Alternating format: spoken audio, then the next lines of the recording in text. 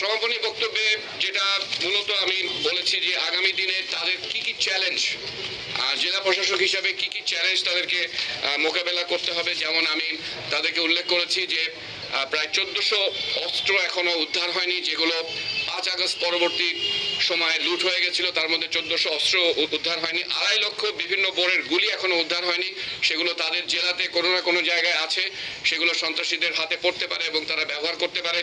আমি উল্লেখ করেছি যে স্বৈরাচার এবং তাদের দোসররা বিভিন্ন জায়গায় সংগঠিত হচ্ছে এবং কর্মসূচি দিচ্ছে এবং তারা দেশকে একটা অরাজকতার দিকে নিয়ে যেতে পারে, সে ব্যাপারে তাদেরকে সজাগ থাকতে হবে। আমি আরো উল্লেখ করেছি যে সামনে রমজান মাস আসছে, সেখানে তাদেরকে একটা ত্রিমুখী চ্যালেঞ্জের মধ্যে পড়তে হবে, যে দ্রব্যমূল্য যাতে তারা তাদের জেলায় কম রাখতে পারেন সেটা চেষ্টা করতে হবে। বিদ্যুতের ঘাটতি দেখা দিতে পারে, সেটা যাতে মোকাবেলা করা যায়। কৃষকরা যাতে সেচের উপকরণ এবং কৃষি উপকরণ সময় মতো পান, এগুলোর বিষয়ে বলেছি। এবং আমি তাদেরকে একটা জিনিস বলেছি যে মানুষের 3টা প্রত্যাশা, সাধারণ মানুষের 3টা প্রত্যাশা, এবং এই প্রত্যাশাগুলো আকাশচুম্বী নয়। তার মধ্যে প্রথম বলেছি যে তারা জীবন জীবিকার জন্য তারা নিরাপদে চলাফেরা করতে চায় এবং রাতে শান্তিতে ঘুমাতে চায়। দ্বিতীয় বলেছি দ্রব্যমূল্য তাদের ক্রয় ক্ষমতার মধ্যে যেন থাকে, এটা তারা দেখতে চায়।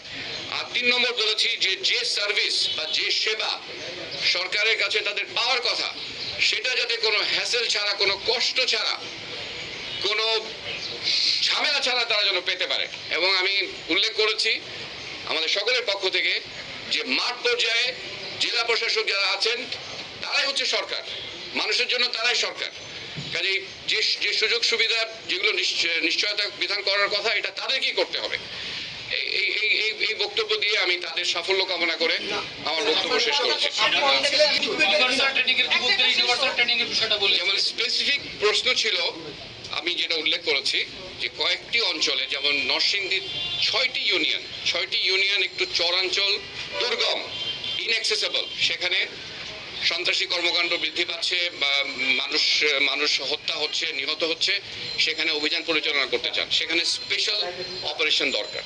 এই একটা প্রশ্ন ছিল, যেটা স্বাভাবিক অপারেশনের থেকে যেখানে বেশি পরিমাণ সংখ্যা প্রয়োজন হবে, লজিস্টিক্স লাগবে, এই ধরনের প্রশ্ন তারা করেছেন। গোলাবারুদ ধ্বংস করতে হবে যেগুলো নষ্ট হয়ে গেছে, এই ধরনের প্রশ্ন তাদের ছিল। তো এগুলো আমরা উত্তর দেওয়ার চেষ্টা করেছি।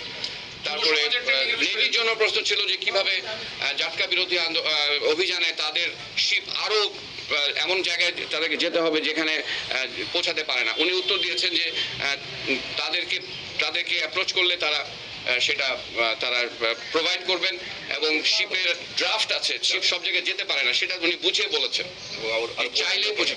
এবং আমাদের assistant chief of Naval staff operation একটা কথা বলেছেন যে এই যে বাংলাদেশের মানুষ যে এখন বা গত কিছুদিন থেকে যে ইলিশের সরবরাহ যে বেড়ে গেছে বাজারে, ইলিশ খেতে পারছে, রপ্তানি হচ্ছে, এটা সম্ভব হয়েছে আমাদের কোস্টগার্ড এবং নৌবাহিনীর অভিযানের ফলে।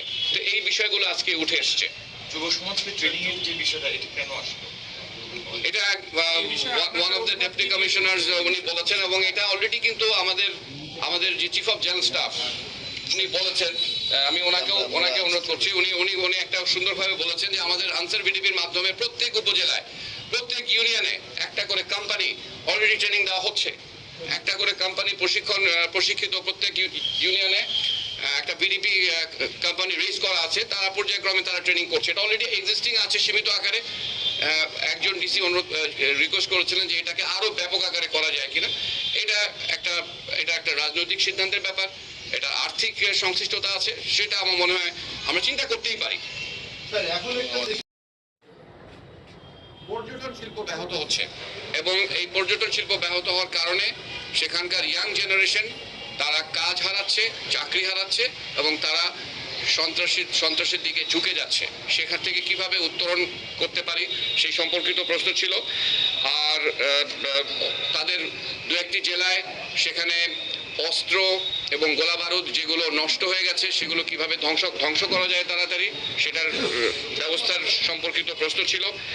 এবং আগ্নেয়াস্ত্র গোলাবারুদ ধ্বংস সম্পর্কিত প্রশ্ন, যেটা আমি বললাম, সিভিল মিলিটারি রিলেশনস, এই ধরনের বেশ কিছু গুরুত্বপূর্ণ প্রশ্ন তারা উত্থাপন করেছিলেন।